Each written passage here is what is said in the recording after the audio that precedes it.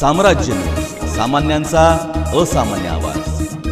Soulful Solapur उपक्रमांतर्गत आयोजित पर्यटन विकास कार्यशाळेचे उद्घाटन आमदार सुभाष देशमुख यांच्या उपस्थितीत झाले।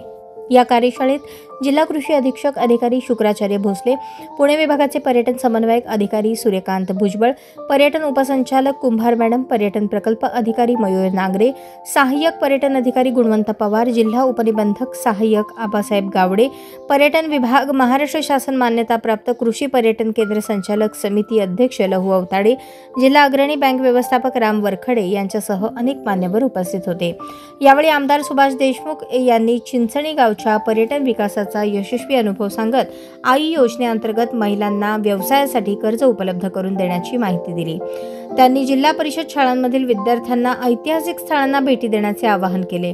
कुडल येथील 800 वर्षांपूर्वीच्या शिलालेखासारख्या ठिकाणांची माहिती जनतेपर्यंत पोहोचवण्याचे महत्त्व अधोरेखित केले। जिल्हा अध्यक्ष कृषी अधिकारी शुक्राचार्य भोसले यांनी कृषी पर्यटन योजनेच्या माध्यमातून शेततळे, फळबाग, नर्सरीसाठी सहाय्य उपलब्ध असल्याचे सांगितले। त्यांनी शाश्वत शेतीच्या संकल्पनेवर भर देत जमिनीची सुपीकता राखण्याच्या गरजेवरही प्रकाश टाकला।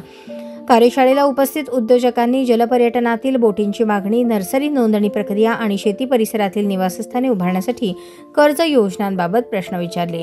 या कार्यशाळेच्या माध्यमातून सोलापूर जिल्ह्यातील पर्यटन, कृषी आणि महिला उद्योजकांना नवी दिशा मिळणार असून पर्यटन सप्ताहाच्या आयोजनामुळे जिल्ह्याचा सांस्कृतिक आणि आर्थिक विकासाला अधिक गती येईल असा विश्वास व्यक्त करण्यात आला।